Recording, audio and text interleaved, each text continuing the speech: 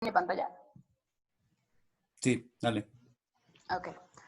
Bueno, buenas tardes. Vamos a presentar nosotros el microactuador magnético. Somos Alondra y Félix. Y bueno, voy a comenzar.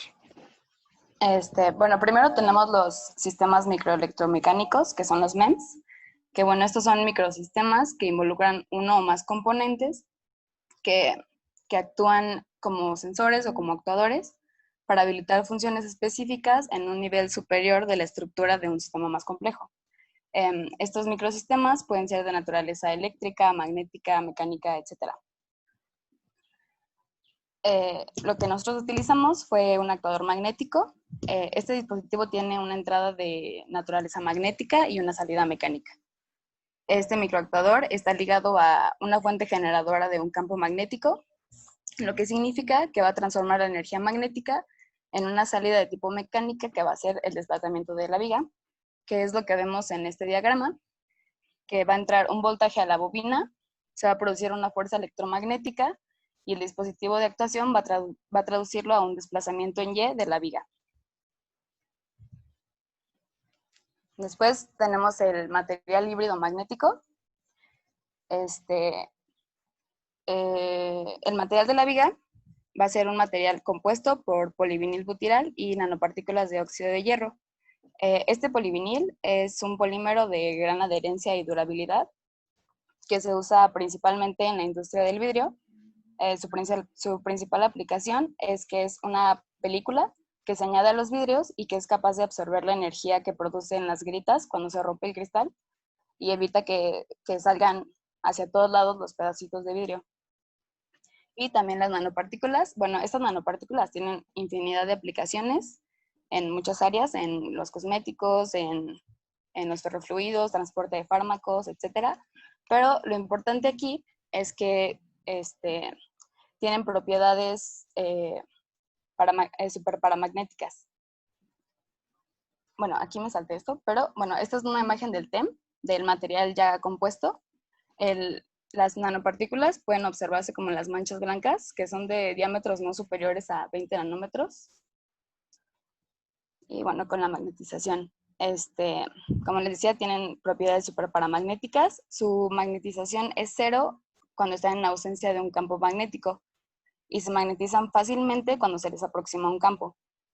En la imagen de la izquierda podemos ver que en un primer momento no hay un campo magnético. Después, en el inciso B, las nanopartículas se someten a un campo magnético y son magnetizadas rápidamente, y después en el inciso C vuelven a desmagnetizarse cuando se quita el campo. Después, en la imagen de la derecha, observamos un diagrama que muestra las curvas de magnetización de distintos materiales sometidos a un campo magnético. Tenemos un material ferromagnético, uno paramagnético, diamagnético y el de nuestras partículas, que es superparamagnético, que es la línea más uniforme que vemos en el centro azul. Espera, ahí déjalo. Bueno, Sí. todavía no. Sí también, ¿sí al sintetizar este polivinil con las partículas de óxido de hierro, las propiedades superparamagnéticas de las nanopartículas, añadidas, sumadas con la flexibilidad y la estabilidad y todo esto que nos ofrece el polivinil, van a ser un material híbrido que puede utilizarse como microactuador porque tiene un carácter polifuncional, o sea que va a ser dieléctrico y magnético. Entonces, así se va a crear nuestro dispositivo. Nuestro proyecto está basado en un microactuador bicapa tipo cantilever, que bueno, consiste en un substrato hecho de silicio, que es lo que vemos del lado izquierdo, dentro del cual se va a alojar una fuente de campo magnético, que en nuestro caso es un electroimán. Después, la estructura del dispositivo consta de una barra de torsión, que va a ser de cobre, y una película delgada del material híbrido del que ya hablamos, que va a estar adherida a un sustrato de cobre, que va a ser una lámina de cobre comercial. Y bueno, la barra de torsión va a actuar como una bisagra con anclajes en sus extremos que nos van a brindar soporte y van a permitir el movimiento rotacional de la película del material híbrido para que haga el desplazamiento. Ahora, el campo magnético fue producido por un electroimán. el cual va a producir una fuerza electromagnética que va a provocar el movimiento en Y, como ya habíamos dicho. Este lo podemos modelar con la imagen que vemos aquí, que va a ser una inductancia de valor L y una resistencia que van a estar conectadas en serie, lo que es básicamente un circuito RL. Y bueno, aplicando las leyes de Kirchhoff, obtenemos esta relación tensión-corriente, que nos dice que el voltaje va a ser igual a la resistencia por la intensidad con respecto al tiempo, más la diferencia de la inductancia con respecto al tiempo. Esta ecuación la resolvimos utilizando la transformada de Laplace y nos arrojó finalmente una ecuación que nos describe la intensidad del sistema con respecto al tiempo. Después tenemos el modelo de interacción. Aquí vamos a tener dos casos. Cuando la viga está en contacto directo con el núcleo de la bobina, o sea que Y es igual a 0, aquí vamos a obtener un valor mínimo de la inductancia. Y cuando solamente hay contribución al campo magnético por parte de la bobina, o sea cuando Y tiende a valores de A, y vamos a obtener un valor máximo de la inductancia. Entonces, la inductancia de este sistema es una función decreciente de la distancia Y. Aquí en esta imagen que vemos aquí abajo, esta ecuación, son unos modelos que ya están hechos, que bueno, son unos modelos que existen para aproximar la variación creciente en función a la distancia del objeto a la bobina. Bueno, son modelos empíricos donde se obtienen aproximaciones experimentales acordes con el comportamiento eléctrico de la bobina y el objeto que se va a estar utilizando, que en nuestro caso es la viga. Esta es la más adecuada para nuestro sistema, que es lo que presenta es la variación de la contribución de la viga a la inductancia y se presenta como una función racional. Los parámetros que caracterizan esta ecuación van a ser la constante A de la distancia y la inductancia. Como podemos ver, la parte de Y sobre A se le resta a la unidad. Esto nos va a garantizar que para valores muy pequeños de Y, el valor de la inductancia tiende al valor mínimo, y en caso de valores de Y cercanos a A, o sea, muy grandes, el valor de la inductancia tiende a su máximo. ¿Ya? Bueno, ¿sí me escucho? ¿Sí me escucho? Ok. Félix. Bueno, ok. Sí, sí te ¿Sí me escuchas. escucho? Ah, ok. Es que, ¿Sí me están escuchando?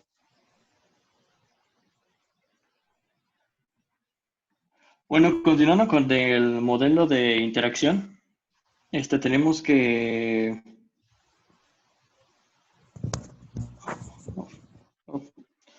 la fuerza magnética es la fuerza generada por un campo magnético sobre un dipolo magnético. El valor de la fuerza electromagnética lo encontramos mediante el gradiente de la coenergía magnética, como aquí lo vemos, donde dice fuerza electromagnética. Ese es el gradiente de la coenergía magnética.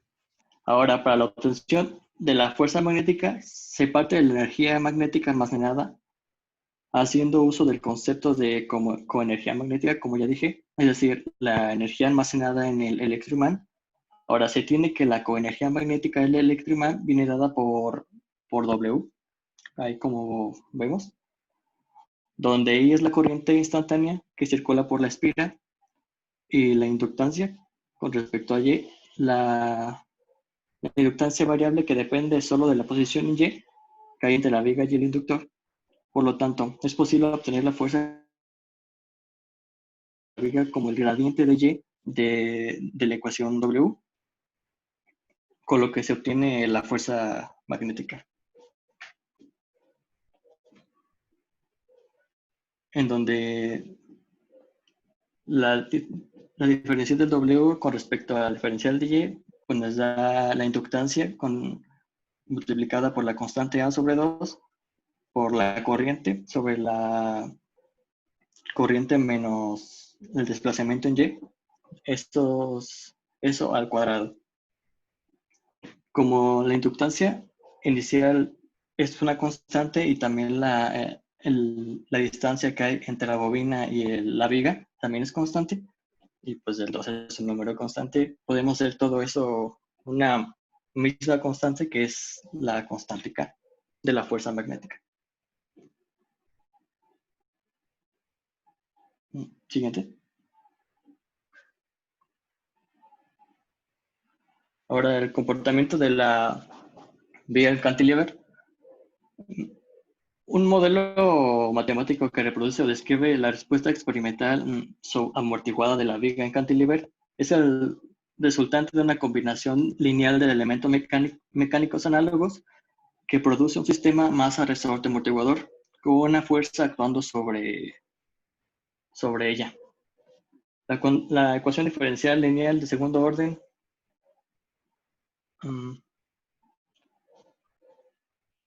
es la que aparece ahí, y la fuerza se sustituye por la fuerza que les había dicho anteriormente, que es la fuerza electromagnética, y contiene la variable no lineal que es la corriente al cuadrado.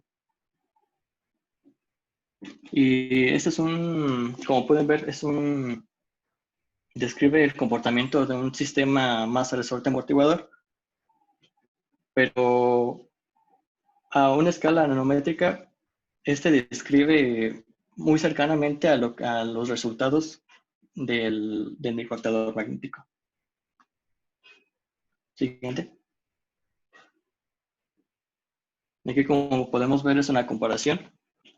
Del lado A es nuestro diagrama del sistema experimental, el que es físico,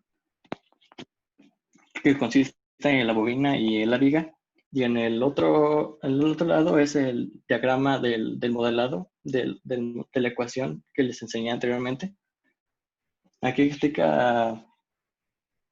tenemos la bobina y el sistema masa-resorte amortiguador que está abajo en forma invertida, como normalmente lo conocemos, y es jalada hacia arriba. En el diagrama del sistema modelado, podemos ver que el sistema es jalado hacia arriba por la fuerza electromagnética. Y tanto el resorte como el amortiguador impiden este desplazamiento. Aquí tenemos la constante A del lado izquierdo, el desplazamiento en Y y la distancia que queda de la viga a la bobina cuando se desplaza Y, que es A menos delta Y. Ok, siguiente.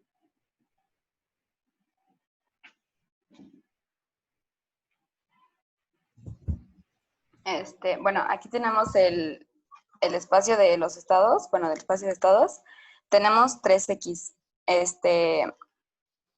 La primera, bueno, asociados a la inductancia está la primera X, que va a ser la intensidad, y asociados a la viga vamos a tener la X2, que va a ser la posición, y la X3, que va a ser la velocidad.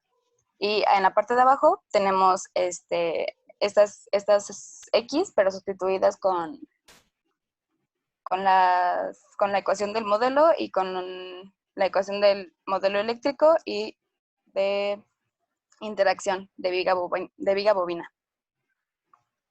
Después, uy. Ya, sí, ahí está.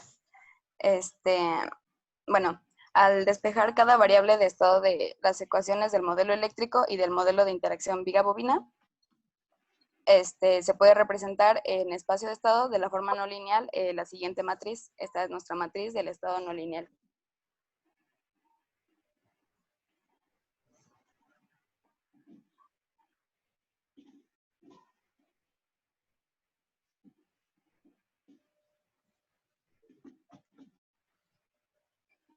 Bueno, esta es la simulación del sistema no lineal, en donde tenemos una entrada de voltaje que procesa nuestro sistema y se obtienen 3 salidas que vendrían siendo la posición, la velocidad y el desplazamiento.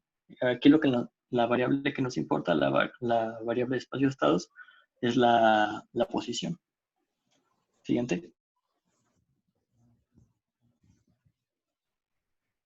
Bueno, aquí tenemos los resultados del sistema, las gráficas, lo que nos dice que a una corriente de 1.5 amperes se obtiene un desplazamiento en Y que nos lleva a 3.5 micrómetros a una velocidad que oscila entre 60 y menos 6 metros por segundo.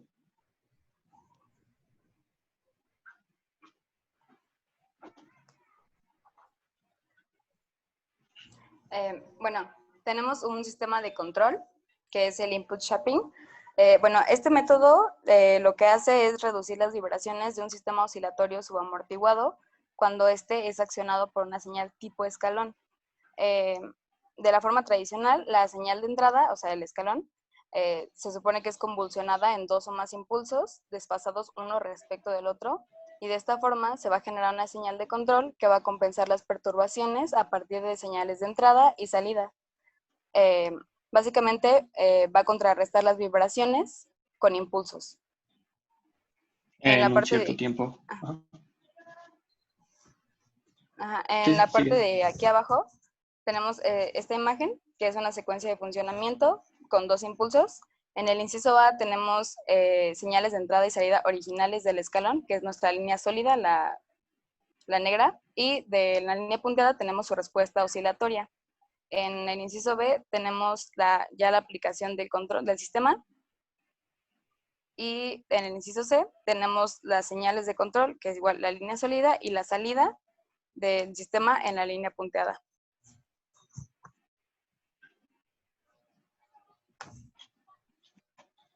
Bueno, aquí nos indica la matriz. Esta matriz va hacia la entrada del sistema, la cual va a ir controlando el voltaje y va a mandar ciertos impulsos en momentos determinados para poder controlar la vibración.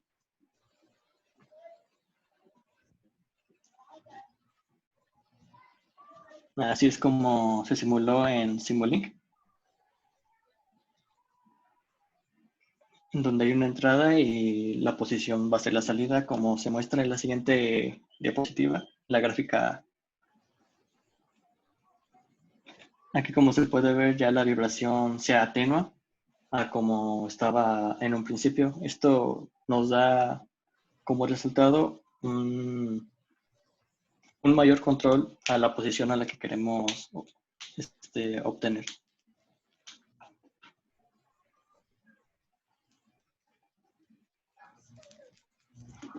El modelo no lineal, bueno, aquí como tenemos la forma general en la que se encuentran los modelos lineales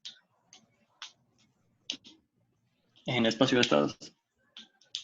Para los puntos de equilibrio se determinó una posición en específico, la cual va a estar en equilibrio por la fuerza magnética y la fuerza de reacción de la viga.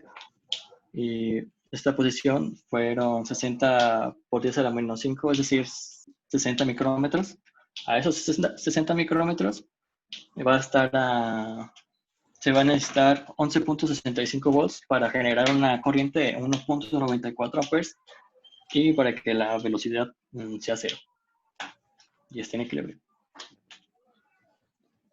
Siguiente.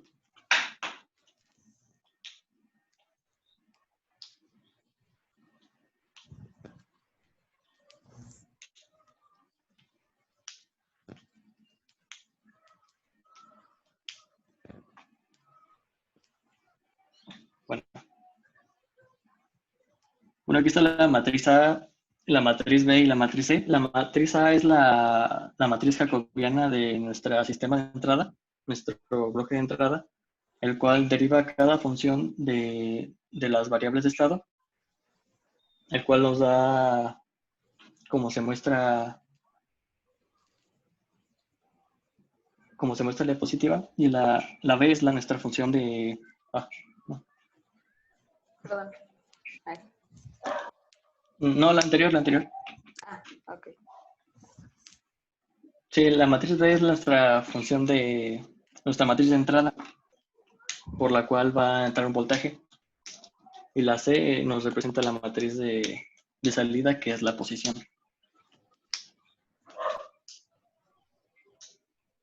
Sustituyendo los puntos de equilibrio nos da los siguientes resultados: la matriz A, la matriz B y la matriz C, con ya números constantes, las cuales se pueden ya simular para que nos dé un sistema linealizado. Siguiente. Ya el sistema linealizado, como se puede ver en esta ecuación, es la ecuación general de un sistema linealizado donde su índice delta hace referencia a que estas son variables de incrementos, es decir, que describen los cambios alrededor del punto de operación elegido.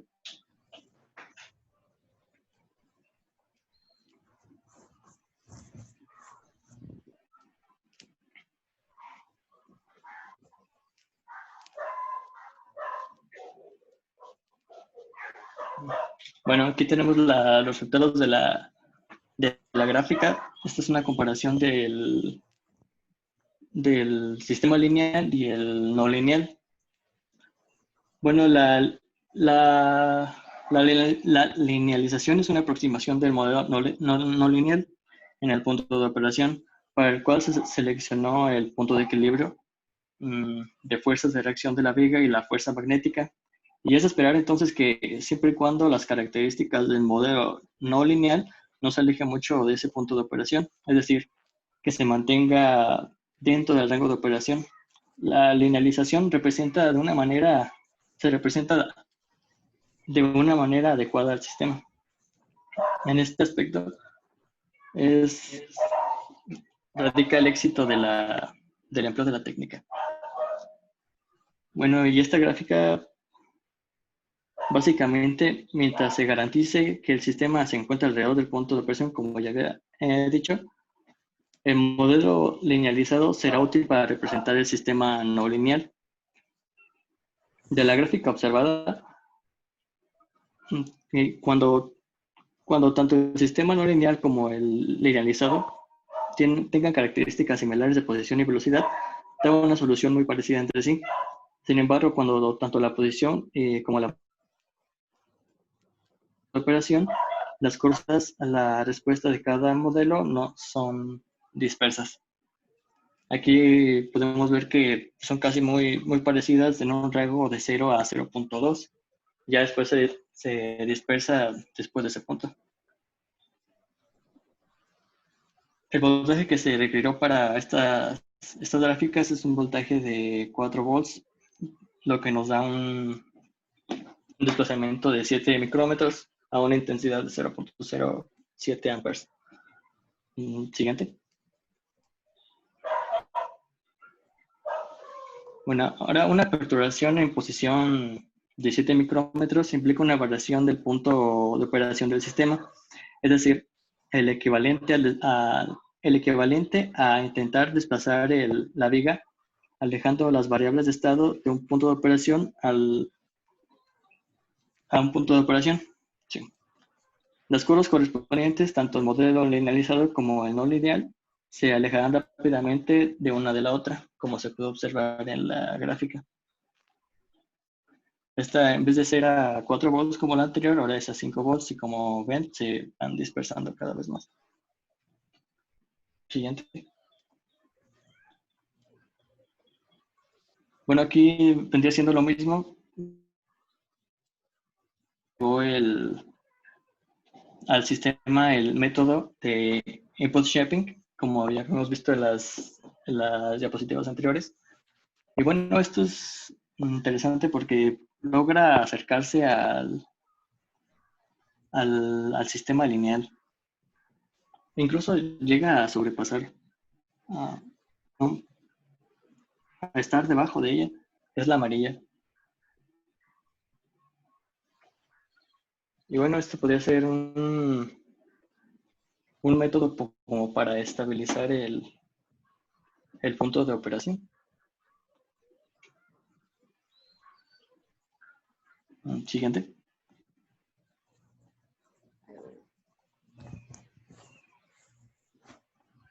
Bueno, aquí está el diagrama de la simulación. Aquí tenemos un voltaje. Aquí abajo tenemos el sistema input shaping, que nos va a dar una entrada y una salida distinta a la del sistema lineal. Como ya vimos, nos da una respuesta más amortiguada. Y aquí tenemos la comparación no lineal y lineal. Siguiente. Ya es todo. Nos faltaron las gráficas de constantes, pero La tabla de constantes. Bueno, ahorita se la mostramos en el documento propio. Espérame un segundo. Nada más nos faltarían las conclusiones. O quiere que le enseñe primero la tabla. No, si quieres, cuando ya les pida las evidencias en otras sesiones de revisión. Ahorita ya terminan la presentación. Ok. Simulaciones. Bueno. Ok. Bueno. ¿Quieres empezar tú? Bueno, en conclusión de las gráficas, bueno, la respuesta del sistema linealizado pierde exactitud en la aproximación cuando aumentamos el voltaje. Y se espera entonces que cambiemos más pequeñas variaciones en estos parámetros para que el modelo lineal mantenga su validez. Es así, para que se mantenga estable. Ya. Bueno, ya como una conclusión en general, bueno, pues tuvimos bastantes problemas al inicio encontrando nuestro modelo, pero pues encontramos que se nos adecuó bien y pues me agradó ver una aplicación de la nanotecnología, como vimos aquí en el material híbrido. Lo que tenía de diferente es que relacionaba el material en sí de la viga con su movimiento y pues esto va a variar dependiendo del material porque va a ser diferente la magnetización y bueno, también investigando un poquito sobre este tipo de microactuadores magnéticos, en específico los híbridos. Bueno, hay investigaciones y pueden llegar a desarrollarse para dispositivos mecatrónicos como para la cirugía robótica o también para microbots liberadores de fármacos. Entonces, pues me pareció muy bien encontrar con una aplicación de la nanotecnología y que pudiéramos verlo aplicado en nuestro modelo y que nos sirviera para desarrollar todas las ecuaciones y terminarlo.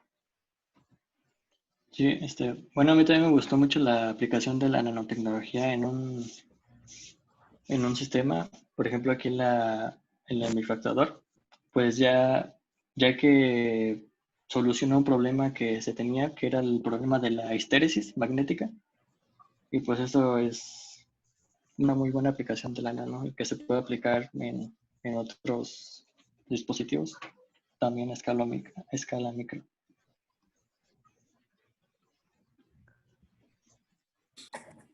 Bueno, Ya muchísimas sería todo. gracias. Procedo con el invitado. ¿Preguntas? Tú primero, Santana.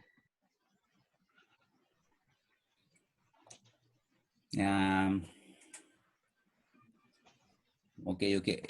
Nada, me quedé con dices que es un sistema de control input sharping o pues un tipo de entrada, ¿no? Porque está modificando la entrada. Para que pueda decirse que es un sistema de control, necesitamos controlar alguna de las variables, ¿no? En este caso, lo que están haciendo simplemente es de la respuesta natural de la viga, en este caso las oscilaciones, que empieza a pandearse y empieza con una cierta frecuencia. Lo que está haciendo el input sharping, a lo que veo en el esquema, es tomar algunas frecuencias naturales de la resonancia de la viga, porque la viga va a estar en resonancia, entonces va a estar vibrando. Entonces tiene frecuencias fundamentales. Entonces ese método, tal vez esas Ks estén orientadas para que vibre a esa frecuencia como entrada resonante y puedan pues minimizar, lo voy a decir así, minimizar el efecto de movimiento oscilatorio de la viga, pero realmente no le están aplicando un control. Un control tendrían que medir alguna de las variables, en este caso a lo que quieren controlar, si es que quieren controlar la posición para que se quede específicamente en algún punto de operación como tal. Me gustó mucho lo de la linealización, nada más quería hacer la aclaración de la parte del sistema de control. Así viéndolo llanamente, lograron discernir en este caso lo que era el objetivo, ¿no? De linealizar y que se vea efectivamente que conforme te vas alejando del punto de operación o punto de equivalencia, el comportamiento o la respuesta del sistema ya no es el mismo. Y eso es el objetivo de la linealización, saber para qué valores o qué rangos tú tu sistema puede moverse. ¿Cuál es tu margen de movimiento? ¿De acuerdo? Ok. Gracias, profe. Ok. ¿Alguien más? Wicho, ¿los demás no tienen alguna? ¿No? Alejandro, ¿algo que contribuir tú como licenciado en qué? En algo relacionado a tecnologías, pero bueno. Dale, ¿tienes alguna duda, Alejandro? No, por el momento no, solamente que sí hay que fijarse bien de qué consta una conclusión, porque pues lo que ustedes dijeron no es una conclusión, nada más. Pero pues por todo lo demás está bien. Ok. Bueno, entonces como ya es la última sesión, puedes dejar de grabar.